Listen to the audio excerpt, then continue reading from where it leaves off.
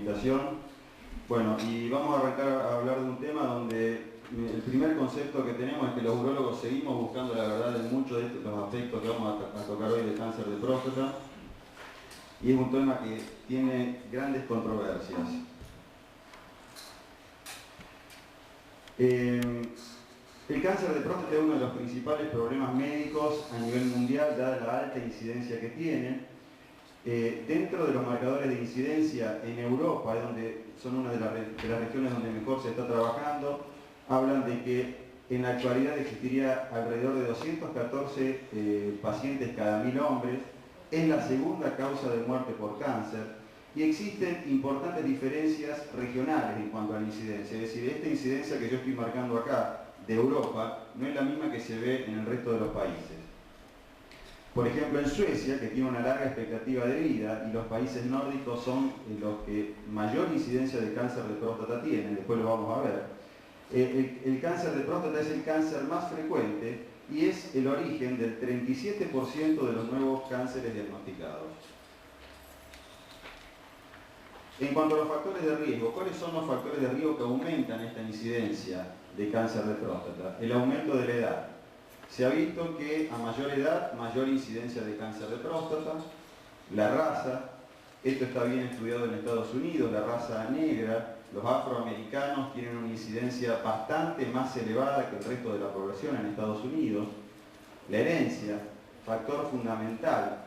En cuanto a la herencia, es tan importante que incluso nos hace llegar a cambiar la estrategia en cuanto al seguimiento de los pacientes que van a consultar para un control prostático. Vamos a ver que en el caso de que exista un solo antecedente en primera línea, aumenta la incidencia al doble, y cuando existe más de un antecedente de cáncer de próstata en la familia, la incidencia se aumenta entre 5 y 11 veces. Y después factores exógenos, donde el alto consumo energético, es decir, la obesidad, el alto consumo en carnes y fundamentalmente en grasas, se ha determinado, ya mañana vamos a ver todo lo que son los factores dietarios y el cáncer de próstata, se han determinado como factores que aumentan el riesgo de padecer esta patología. En cuanto a la incidencia, vamos a ver de que pacientes que mueren por otra causa, a los que se les realiza una autopsia, existe una alta incidencia de núcleos tumorales prostáticos que han pasado indolentes durante la vida del paciente, que nunca se han detectado. Esta incidencia ronda el 60 al 70%, altísima, de los pacientes que mueren por otra causa y han sido sometidos a autopsias y evaluación de la próstata, hablando de pacientes entre los 70 y los 80 años. Y esta incidencia de cáncer de próstata de origen a nivel de una autopsia es igual en todo el mundo, pero la incidencia de cáncer de próstata clínico, es decir, el que aparece y el que se detecta durante la vida del paciente, es notablemente diferente y es alta en países como Estados Unidos y el norte de Europa, los países nórdicos, y es muy baja en Asia. De ahí que se da la existencia de un cáncer de próstata latente que por factores exógenos, fundamentalmente lo que se ha estudiado son los factores dietarios, desarrollan y terminan determinando un cáncer de próstata clínico, que es aquel que puede afectar el estado de salud del paciente. Y de ahí surgen las recomendaciones dietarias. Todo esto surge de evaluaciones poblacionales que se han hecho, donde se ha determinado que los países asiáticos tienen un bajo consumo de carnes, un bajo consumo de grasas, a diferencia de los países nórdicos y los países y Norteamérica, donde tienen un alto consumo de grasas y un alto consumo en carnes. Las recomendaciones dietarias: bajar el consumo calórico, disminuir el consumo de carnes y grasas, aumentar el consumo de micronutrientes y vitaminas como carotenos, retinoides, vitaminas C, D y E, aumentar el consumo de frutas y verduras, minerales, calcio y selenio son los que más han sido determinados, y los fitoestrógenos como los isoflavonoides y los flavonoides. En cuanto al screening y la detección temprana del cáncer de próstata, este es un gran tema donde los urólogos todavía no nos hemos puesto de acuerdo y donde todavía tenemos grandes dudas y no tenemos estudios conclusivos concluyentes y que sean bien fidedignos para determinar a quién, cuándo y cómo realizarlo.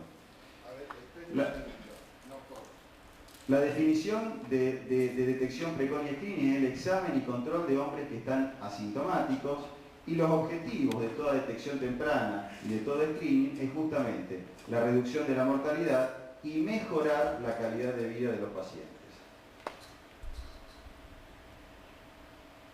Se ha visto que en Estados Unidos, en Gran Bretaña, Francia y Austria han existido algunos trabajos que hablan que desde la aparición del antígeno prostático específico y de la divulgación del screening y la detección precoz del cáncer de próstata ha existido una disminución de la mortalidad específica, mientras que en otros países con una alta incidencia de cáncer de próstata como Suecia se ha incrementado.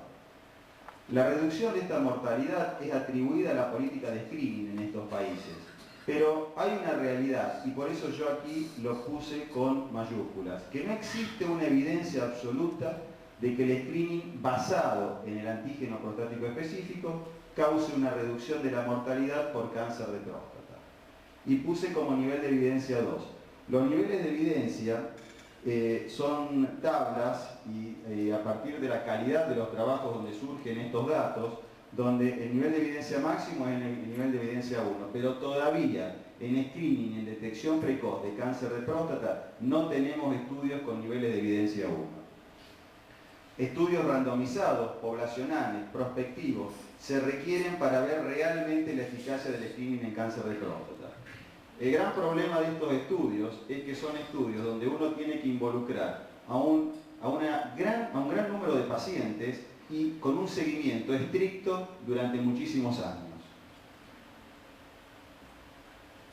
Vuelvo a repetir un poco lo que dije recién. En la actualidad no existe evidencia para instalar programas de screening poblacionales. De ahí que no existen programas de detección precoz de cáncer de próstata que estén a cargo de estamentos estatales. Es decir, ni siquiera los países centrales realizan en la actualidad programas en forma poblacional a partir de estamentos estatales de screening de cáncer de próstata, pero la mayoría de las guías urológicas, que las guías urológicas son bases que tenemos los urólogos, son planteos que nos hacen los urólogos, nuestros estamentos científicos, nuestras sociedades científicas, plantean un programa de control con PSA más el tacto rectal. Y un poco para destacar esto, la decisión del control con PSA debe realizarse de un acuerdo y de común acuerdo entre el médico y el paciente. Y el médico tiene que explicar cuáles son las implicancias que pueden llevar la detección precoz de un cáncer de próstata. La misma debe ser ofrecida a mayores de 45 años con una expectativa mayor de 10 años y se considera innecesaria en pacientes añosos que han tenido alguna medición bien baja, por debajo de 3 en el valor de PSA, dada que la incidencia de un cáncer de próstata o el riesgo de morir de un cáncer de próstata de este grupo de pacientes es extremadamente bajo.